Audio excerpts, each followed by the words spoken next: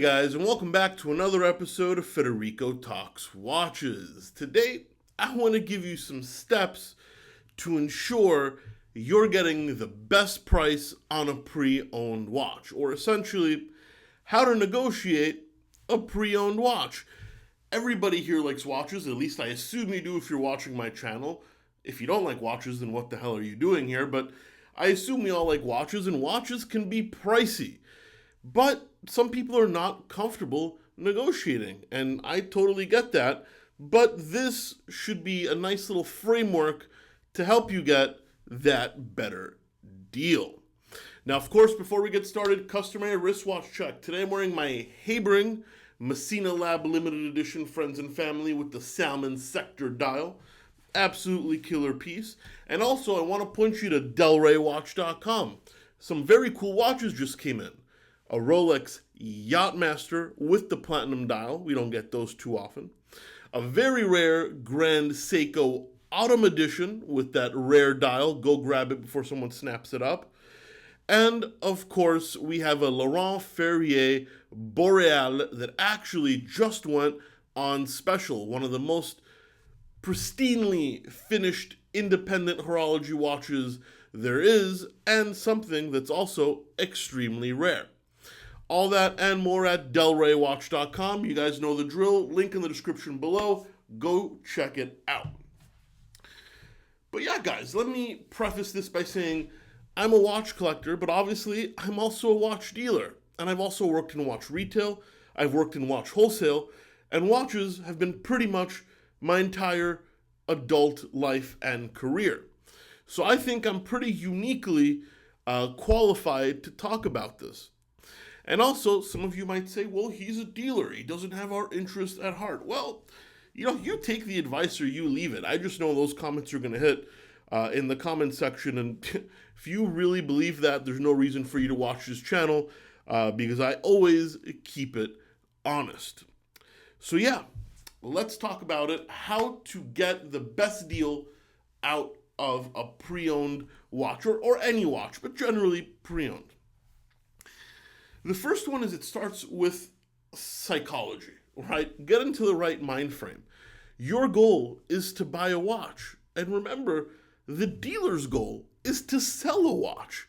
Your interests are almost aligned. Now, obviously, you want the lowest price, he wants the highest price. But the end goal is you want to buy, he wants to sell, you need each other. Think of the dealer as a friend and not as an enemy.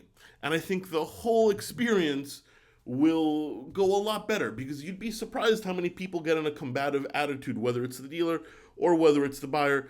And I think, if you get in the right frame of mind, everything will go smoother. The second thing is never negotiate unless you're ready to buy right then and there. If you're ready to buy right then and there and you declare this to the dealer, hey, I want to buy it right now. I want to walk out of here with a watch. Let's work something out. Everybody knows that, something good is going to happen. The dealer's going to sell a watch. You're going to buy a watch. The worst thing you can do, and this is not only in watches, this is in cars, this is in real estate, this is in anything, is negotiate, get your price, and then say, I'll have to think about it. I can guarantee you, not only me, but any dealer out there will not honor that price. You just wasted our time, wasted their time. Why would you negotiate if you're not there to buy? Oh, I just wanted to see how low you'd go. Well, thanks so much. That price is no longer being applied to you. This is not a game. This is a living for the dealer, and you should respect that. And I think it's a pretty, good piece of advice to say only negotiate when you're ready to buy. Because also, dealers remember these things. When you come back a year later, trust me, they'll remember that you were the schmuck that wasted an hour of their time negotiating and then didn't buy anything. So just remember that. But yeah, be ready to buy. The second thing is understand margins. Now, I don't know margins on cars. I don't know margins on real estate. But I can tell you on pre-owned watches, the margin is typically between 10 and 30%. Rolex, Patek, very in-demand pieces, usually around 10%. And honestly, those pieces, at least at Delray Watch, I don't even negotiate. They sell themselves. So I'm just being very honest. But a piece that's maybe a little harder to move, a little bit more boutique, maybe like a Bucherer, that might have a margin of up to 30 or even slightly higher percent. So when negotiating, have those numbers in mind. If a watch is 5,000 and you're asking for 2,500, that's 50% off. The dealer's not going to lose money to make you happy. And it's a crappy place to start a negotiation because you look unrealistic and the dealer loses all urge to want to accommodate. So when asking, remember, you need a good price. Dealer also needs to make money. The margin is between 10 and 30%. And armed with that information, you can try and squeeze out the best deal you can. Obviously within reason. Second is when you make an offer, back up that information. Give examples on price points. You could say something like, hey buddy, I love your Bucherer Travel Tech. It's $5,000, but there's a very similar one on Chrono 24 for $4,400. Honestly, I think you're a little high on this one. What do you say we meet somewhere closer to that price or at that price?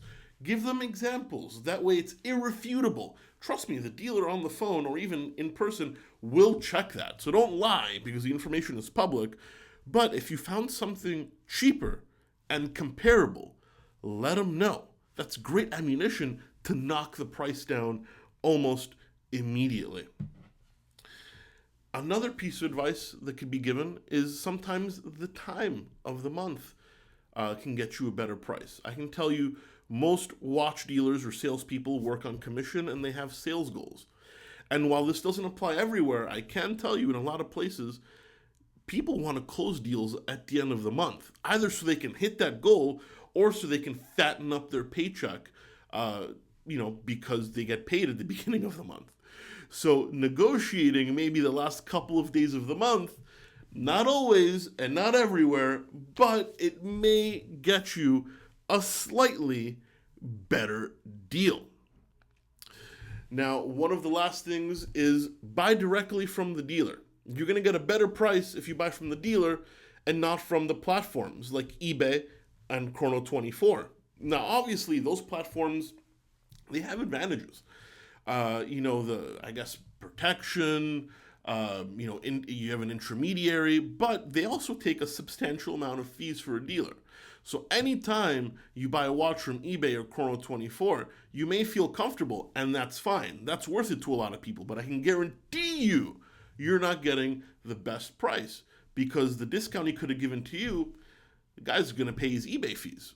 So keep that in mind. If you're a value shopper, shopping on price, eBay, Chrono 24, or any platform that takes a fee is a no-go.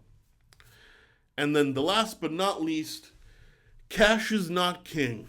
This is not 1982. When people tell me, what if I pay cash? I'll charge you more. It takes me time to count it and take it to the bank. Cash sucks. Wire is king. This is 2021. It is the cash equivalent.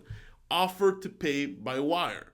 There should be an automatic 3% discount right there because there's no credit card fees and there are no PayPal fees.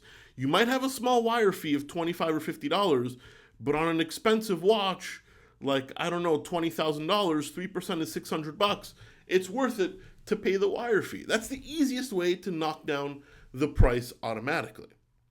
So yeah, guys, remember, armed with the information of margin, the right mindset that you're there to buy a watch and to collaborate, treat people with respect, and of course, knowing the market, knowing the information, and buying directly from a dealer are all things that can get you that $10,000 watch, maybe for $8,500, depending what it is.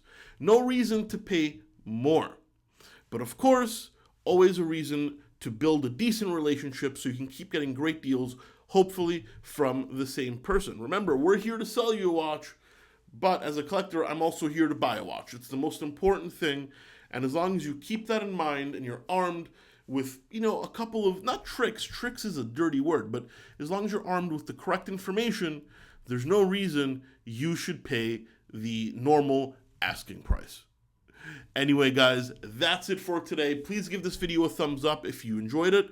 And don't forget to subscribe so you don't miss any more content.